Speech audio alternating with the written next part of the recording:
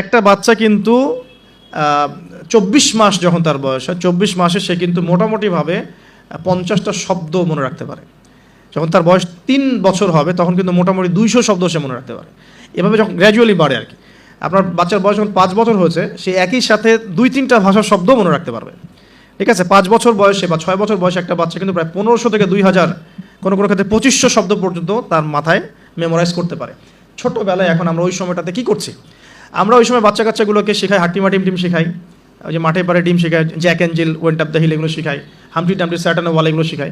এগুলো শিখিয়ে ওদের মাথার যে কী বলবো, যে উর্বর যে একটা মস্তিষ্ক আমরা নষ্ট করে ফেলি আর কি। ইভেন মারা বাচ্চাদেরকে ঘুম পাড়ায়, হিন্দি সং বলে ঘুম পাড়াচ্ছে, হ্যাঁ, হয়তো যে খোকা ঘুমালো, পাড়া জুড়ালো, বর্গি এলো দেশ, এগুলো বলে ঘুম পাড়াচ্ছে। এখানে সূরা পড়ে আপনি ঘুম পাড়াতে পারতেন। আপনি এখানে কিন্তু কি বলবো, কোরআন তেলাওয়াত করতে করতে ঘুম পাড়াতে পারতেন, বা ইসলামিক যদি কিছু বলতেই হতো ইসলামিক কোনো নাশিদ বলে ঘুম পাড়াতে পারতেন। সব জায়গায় লক্ষ্য করতে হবে বাচ্চার কানে আমি কী দিচ্ছি। বাচ্চা হয়তো বলতে পারছে না কথা, তখন কিন্তু বাচ্চা শুনতে পারে, বাচ্চা বুঝতে পারে। বাচ্চা আপনাকে দেখে, পরিচিত ফেস দেখে বাচ্চা হাসে কেন? কারণ সে বুঝতে পারে, সে চিনতে পারে যে হ্যাঁ, তিনি আমার কাছের কেউ। মাকে কেমন করে বাচ্চা চেনে? কীভাবে মায়ের গায়ের গন্ধে বাচ্চার কান্না থেমে যায়? এগুলো কি আল্লাহ পাকের আধ্যাত্মিকত্ব, মারিফত নয়, পরিচয় নয়? তো এগুলো খেয়াল রাখতে হবে। মায়েরা যখন বাচ্চাকে প্রতিপালন করবেন, ব্রেস্ট ফিডিংয়ের আগে বিসমিল্লাহ বলতে হবে। সে তো বিসমিল্লাহ বলতে পারছে না, আপনাকে বিসমিল্লাহ বলতে হবে। হ্যাঁ, তাকে ঘুম পাড়াবেন ইসলামিক নাশিদের মধ্য দিয়ে, অথবা সূরা তেলাওয়াতের মধ্য দিয়ে, কেরাতের মধ্য দিয়ে, সূরা ইখলাস পড়ে ঘুম পাড়াবেন। তাকে ঝাড়ফুঁক করবেন, তার গায়ের মধ্যে এত কিছু বেঁধে না দিয়ে তাকে সকাল সন্ধ্যা ঝাড়ফুঁক করবেন। এবং কয়েকটা দোয়া আপনি কন্টিনিউয়াসলি করবেন। আমি বলে দিই দোয়াগুলো। একটা সূরা আলী ইমরানের মধ্যে আছে, সূরা প্রথম দিকে আছে, সূরা আলী ইমরানের শুরুতে একটা দোয়া আছে যে রব্বি ইন্নী নাযারতু লাকা মা ফি বাতনি মুহাররারান ফাতাকাব্বাল মিন্নি ইন্নাকা আনতাস সামিউল আলিম, এটা একটা দোয়া। আর একটা, এটাও সূরা আলী ইমরানে আছে প্রথম দিকেই, যে রব্বি হাবলি মিন লাদুনকা যুররিয়াতান তাইয়্যিবা ইন্নাকা সামিউদ দুআ, এটাও একটা দোয়া আছে সূরা আলী ইমরানের প্রথম দিকে। সূরা ফুরকানের 74 নম্বর আয়াতে একটা দোয়া আছে, রব্বানা হাব লানা মিন আজওয়াজিনা ওয়া যুররিয়াতিনা কুররাতা আ'ইউন ওয়াজআলনা লিল মুত্তাকিনা ইমামা। এগুলো আপনি করবেন। আর বাচ্চাকে কি করবেন? ইমাম হাসান এবং হুসাইন রাদিয়াল্লাহু আনহুমাকে রাসূল সাল্লাল্লাহু আলাইহি ওয়াসাল্লাম যা করতেন, ইমাম হাসান হুসাইন রাদিয়াল্লাহু আনহুমাকে নিয়ে আসলে রাসূল সাল্লাল্লাহু আলাইহি ওয়াসাল্লাম বলতেন যে উঈযুকুমা, দুজন ছিলেন এজন্য বলতেন উঈযুকুমা। যদি একজন হয় এবং সে যদি ছেলে বাচ্চা হয় তাহলে আপনি বলবেন উঈযুকা, আর যদি একজন মেয়ে বাচ্চা হয় তাহলে বলবেন উঈযুকি। আমি কি বুঝাতে পারছি? একজন মেয়ে বাচ্চা হলে উঈযুকি, একজন ছেলে হলে উঈযুকা, আর দুজন হলে বলবেন উঈযুকুমা। তো উঈযুকা দিয়ে শুরু করলাম, তো উঈযুকা বিকালিমাতিল্লাহি তাম্মা মিন কুল্লি শাইতানিন ওয়া হাম্মা ওয়া মিন কুল্লি আইনিন লাম্মা। এই দোয়াগুলো পড়ে বাচ্চাকে ঝাড়ফুঁক করতে হয়। বদনজর লাগতে পারে, চোখের নজর লাগতে পারে। তো এই দোয়াগুলো করা, পাশাপাশি সূরা ফালাক, নাস, ইখলাস এগুলো পড়ে ঝাড়ফুঁক করা, সূরা ফাতিহা পড়ে ঝাড়ফুঁক করা, বাচ্চা ভালো থাকবে ইনশাআল্লাহ। বাচ্চাকে যে ঘরে রাখবেন সেখানে কোনো প্রকার ছবি মূর্তি রাখবেন না, বাচ্চা রাত্রেবেলা ভয় পেয়ে কাঁদতে পারে, এগুলো করতে যাবেন না। ফিডিংটা ভালো দিবেন, ব্রেস্ট ফিডিং চেষ্টা করবেন। যদি কোনো কারণে মায়েদের কোনো প্রবলেম থাকে সেটা ডিফারেন্ট ইস্যুস, তবে ব্রেস্ট ফিডিংটাই চেষ্টা করবেন। এতে মায়ের সাথে বাচ্চার একটা অন্তরঙ্গ সম্পর্ক তৈরি হবে, এটা বাচ্চার হক। এবার বাচ্চা যখন বড় হচ্ছে, ওকে আজে বাজে কিছু শেখাবেন না। আস্তে আস্তে কথা বলা শিখবে, পরিবেশ পরিস্থিতি বোঝা শিখবে। তাকে সময় দিবেন, এক নাম্বার তাকে সময় দিবেন, তার সাথে গল্পগুজব করবেন, তাকে নিয়ে ঘুরবেন, তার সাথে খেলবেন, হ্যাঁ, তাকে আনন্দ দিবেন। আপনি আপনার টাইমের একটা অংশ তার জন্য ফিক্স রাখবেন, যে বাচ্চার জন্য ফিক্স রাখবেন। আর সব দায়িত্ব শুধু মায়ের উপর ছেড়ে দিবেন না, পুরুষের উপর অনেক দায়িত্ব আছে। এবং গ্র্যাজুয়ালি সে বড় হবে, পিতার সময় পিতার হকটা যেন পিতার থেকে পায়, মায়ের হকটা মায়ের থেকে পায়। এবার শিক্ষার কথা আসবে। ওকে এমন জায়গায় পড়াবেন না যেখানে পড়ালে তার কচি আত্মাটা নষ্ট হয়ে যায়।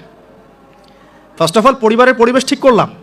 এখন ওকে যদি বাইরে পাঠাচ্ছি, আমি বাইরে এখন কোথায় পাঠাচ্ছি? আমি তাকে বাইরে যদি এমন জায়গায় পাঠাই যেখানে গেলে তার কচি আত্মাটা নষ্ট হয়ে যাবে, সে সেক্সুয়াল হ্যারাসমেন্টের শিকার হবে, সে ফ্রি মিক্সিং শিখবে, সে হামটি ডামটি এসব শিখবে, অন ইসলামিক কালচারে অভ্যস্ত হবে। হ্যাঁ, এমন হয়ে যাবে আমার বাচ্চা লাইলাতুল কদর চিনে না, 31st নাইট চিনে, তারও তো সমস্যা। তাহলে ওকে আমাকে পড়াশোনার ক্ষেত্রে এমন এনভায়রনমেন্ট দিতে হবে যে এনভায়রনমেন্টটাতে সে দুনিয়ার জ্ঞানগুলো অর্জন করতে পারে, পাশাপাশি পরকালীন জ্ঞান অর্জন করতে পারে। আল্লাহকে চেনে, রাসূলকে চেনে, কোরআনকে চেনে, হাদিস সুন্নাহ এগুলো যেন চেনে এবং জানে। এই জন্য ইনস্টিটিউশন কোথায়, প্রশ্ন হচ্ছে এটা। এখন যদি থাকে আলহামদুলিল্লাহ, খুব ভালো। যদি না থাকে, আমাদের পরবর্তী প্রজন্মকে বাঁচানোর স্বার্থে হলেও আমাদেরকে এরকম প্রতিষ্ঠান গড়ে তুলতে হবে। কারণ যেগুলো আছে সেগুলোকে আপনি চেঞ্জ করতে পারছেন না। যদি মাদ্রাসা দিয়ে দেন, ম্যাক্সিমাম মাদ্রাসা একমুখী শিক্ষা দিয়ে দিচ্ছে, কম্বাইন্ড এডুকেশন এখানে খুব একটা পাওয়া যাচ্ছে না। যেটা পাওয়া যায় সেটা প্রয়োজনের তুলনায় নিতান্তই কম। যারা ওয়ার্ল্ড ডিল করেন তারা বুঝতে পারবেন। আবার সেকুলার জায়গায় দিয়ে দিলে কী হবে? সে তো ইসলাম থেকে টোটালি ডিটাচড হয়ে গেল আর কি। তো প্রতিষ্ঠানের রিফর্ম করতে হবে, অথবা নতুন করে গড়ে তোলার চেষ্টা করতে হবে, বা সিলেবাসে পরিবর্তন আনার চেষ্টা করতে হবে। এরপর যখন সে কৈশোরে যাবে, দেখবেন শৈশবের বীজটা ভালো ছিল, কৈশোরে ইনশাল্লাহ আপনার বাচ্চা টিকটক প্রজন্মের মতো হবে না ইনশাল্লাহ, কিশোর গ্যাংয়ে যোগ দিবে না ইনশাল্লাহ, ওই যে 8, 9, 10 পরে সিগারেট খাবে না ইনশাল্লাহ। 8, 9, 10 মেয়েরা তো অনেকে জেনা করে সতীত্ব নষ্ট করে ফেলছে না এখন, এরকম হবে না ইনশাল্লাহ। একটা পয়েন্ট বলতে ভুলে গেছে, মেয়ে বাচ্চা যদি হয়ে যায় শুরু থেকেই পর্দা শেখাতে হবে, বড় হয়ে পর্দা করবে এই কনসেপ্টে যায় না, ফ্রম ভেরি বিগিনিং তাকে পর্দা শেখাতে হবে এবং তার ব্যাপারে খুব বেশি সতর্ক থাকতে হবে। কারণ কাছের মানুষদেরকে দিয়েই মেয়েরা কিন্তু এখন সেক্সুয়াল হ্যারাসমেন্টের শিকার হচ্ছে, চাচার দ্বারা হচ্ছে, কাজিনের দ্বারা হচ্ছে, মামা দুলা ভাই ইত্যাদির দ্বারা হচ্ছে। সো এগুলো বাসার মধ্যে অ্যালাউ করবেন না।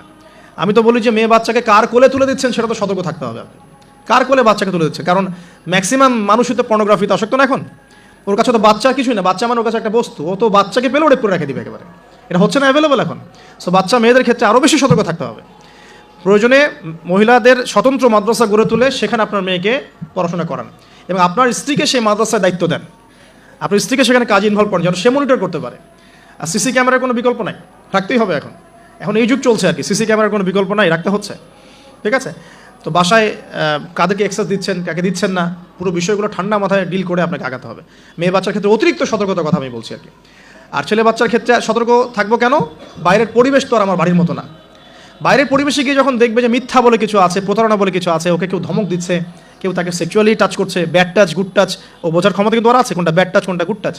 এখন ও তো ভিতর থেকে ডিস্ট্রয়েড হয়ে যাবে, তখন কি হবে? এখানে সলিউশনটা কী হতে পারে? আপনাকে অ্যাজ এ ফ্রেন্ড জগৎটা তাকে বুঝাতে হবে যে বাবা মা আসলে জগতে ভালো মানুষও আছে, পচা মানুষও কিন্তু আছে। ভালো কাজ যেমন আমরা যেমন নামাজ পড়ি, আমরা যেমন এইগুলো ভালো কাজ করি, পচা কাজও মানুষ করে, মানুষ কিন্তু এই করে। বাচ্চা কিন্তু প্রশ্ন করবে, বাবা এটা কেন, ওটা কেন, আব্বু এটা কেন, ওইটা কেন, সব প্রশ্নের উত্তর আপনাকে দিতে হবে। সব প্রশ্নের উত্তর দেওয়ার মতো আপনার ধৈর্য থাকতে হবে, কারণ আপনার ডিউটিটা কিন্তু বাইরে শেষ না, জব সেক্টর ডিউটি শেষ না, বাসায় ঢুকবেন ডিউটি শুরু হবে, বাসায় ঢোকার পর ডিউটি শুরু হবে। মেয়ে প্রশ্ন করবে, মেয়েকে নিয়ে ঘুরবেন, কথা বলবেন, তাকে জগৎ চিনাবেন। হ্যাঁ, আমার মেয়ে আমাকে বলছিল যে বাবা আমরা যে এরকম করে কাপড় পরি, ওই মেয়েগুলো যে কাপড় পরে নাই, কী অ্যান্সার দিব আমি? তো বললাম যে আম্মু আসলে তাদের বাবা মা মনে হয় তাদেরকে এভাবে শিখায় নাই, আমরা যেমন তোমাদেরকে শিখাইছি তাদের বাবা মা শিখায় নাই। ও মসজিদে যেতে খুব পছন্দ করে, তো মসজিদে যখনই যাই নিয়ে যান, আপনারাও নিয়ে যাবেন। আর আমাদের সমাজে তো মসজিদে নিয়ে গেলে ধমক দেয়, হ্যাঁ ডিস্টার্ব হয়। আর টার্কির মতো জায়গায় দেখবেন, টার্কিতে মসজিদে ঢুকলে চকলেট দেয়, গিফট দেয়। নববীতেও এখন নবী হারামেও ছেলেমেয়েরা দৌড়াদৌড়ি করে খেলে বেড়ায়, মানুষ নামাজ পড়ছে, কোনো সমস্যা নেই। নামাজ আমার এতই দুর্বল যে একটা বাচ্চার দৌড়াদৌড়িতে আমার নামাজ ছুটে যাবে? আশ্চর্য কথা। হাসান হোসেন রাদিয়াল্লাহু আনহু মসজিদে দৌড়াতেন, খেলতেন। রাসূল সাল্লাল্লাহু আলাইহি ওয়াসাল্লাম খুতবা থামিয়ে দিয়ে তাদেরকে কোলে নিয়ে এসে আবার খুতবা দিয়েছেন। সেজদা করতেন তিনি, পিঠের মধ্যে ইমাম হোসেন রাদিয়াল্লাহু আনহুম তারা উঠে বসতেন, তিনি সেজদা লম্বা করতেন যাতে তাদের ডিস্টার্ব না হয় খেলাধুলা। যে প্রিয় ভাইরা, বাসার এনভায়রনমেন্টটা ঠিক করতে হবে, পাশাপাশি বাইরে যখন আমি পড়াবো আমাকে পড়ার উপযুক্ত এনভায়রনমেন্ট দিতে হবে। জগতের যে মানে অপারগতা, অসারতাগুলো আছে, মিথ্যা, প্রতারণা, হাবিজাবি, বেপরদামি, এগুলো ওদের সাথে ডিসকাস করে অ্যাজ এ ফ্রেন্ড আপনাকে এগুলো উত্তর দিতে হবে। তারপরে সে কৈশোরে গেলে ইনশাল্লাহ বিভ্রান্ত হবে না। তাকে ফিজিক্যালি শেষ করে দিয়ে 2 মিনিট তাকে ফিজিক্যালি স্ট্রং করার চেষ্টা করবেন। তার খাবার যেন মানে নিউট্রিয়াস খাবার সে পায় সেটা ইনশিওর করবেন। তার বাসায় যেন এডিকশনে না পড়ে, স্মার্টফোন, ল্যাপটপস, এই যে এইগুলো কার্টুনস, এগুলো এডিকশনে না পড়ে খেয়াল রাখবেন। ইসলামিক এনভায়রনমেন্ট তৈরি করেন, প্রয়োজনে ইসলামিক কার্টুনস দেখান, হ্যাঁ ইসলামিক কালচারে বড় করেন। পিতামাতার মধ্যে সম্পর্কটা যেন হৃদ্যতার ভালোবাসার থাকে, এটা খেয়াল রাখেন, কারণ এগুলো বাচ্চা ফলো করবে যে আপনি কীভাবে আপনি ওয়াইফের সাথে কথা বলেন, কীভাবে আপনি ডিল করেন। নামাজে গেলে বাচ্চাকে নিয়ে যান, ইসলামিক কনফারেন্সগুলোতে বাচ্চাকে নিয়ে আসবেন, মানে প্রতিটা ক্ষেত্রে ওকে ইনভলভ করতে হবে আর কি। এভাবে আস্তে আস্তে যখন সে দেখবেন টিনেজে চলে গেছে, তখন সে ভালো মন্দ নিজেই বোঝা শিখবে।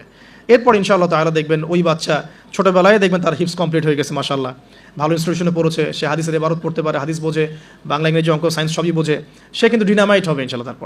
তারপর তাকে লাইফের অ্যাম্বিশন শেখাতে হবে। তোমার লাইফের রিজিকের টেনশন তোমাকে করতে হবে না, তোমাকে আল্লাহ সৃষ্টি করেছেন আল্লাহর দাসত্ব করার জন্য, আল্লাহর জমিনে তার দিন প্রতিষ্ঠার জন্য। তোমার কাজ এখন আল্লাহর জমিনে আল্লাহর দিনকে প্রচার প্রতিষ্ঠা করা। বাকি বিষয় আমরা দেখবো ইনশাআল্লাহ। এভাবে পিছন থেকে সাপোর্ট দেন, ইনশাআল্লাহ তাআলা দেখবেন সে এই উম্মার নেতৃত্ব দানকারী যোগ্য নেতা এবং ইমাম হিসেবেই বড় হয়ে উঠবে ইনশাআল্লাহ তাআলা। আমরা দোয়া করি, রব্বানা হাব লানা মিন আজওয়াজিনা ওয়া যুররিয়াতিনা কুররাতা আ'ইউন ওয়াজআলনা লিল মুত্তাকিনা ইমামা।